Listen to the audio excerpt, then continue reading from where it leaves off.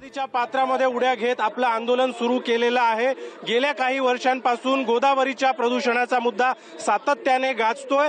गोदावरी प्रदूषण मुक्त करण्यासाठी कोट्यवधी रुपयांचा खर्च खरतर दरवर्षी पालिका प्रशासनाकडून केला जातो, मात्र तरी देखील गोदावरी प्रदूषण मुक्त होत नसल्यामुळे अखेर आज मनसैनिकांनी थेट गोदावरी पात्रामध्ये उड्या घेत या ठिकाणी आंदोलनाला सुरुवात केलेली आहे।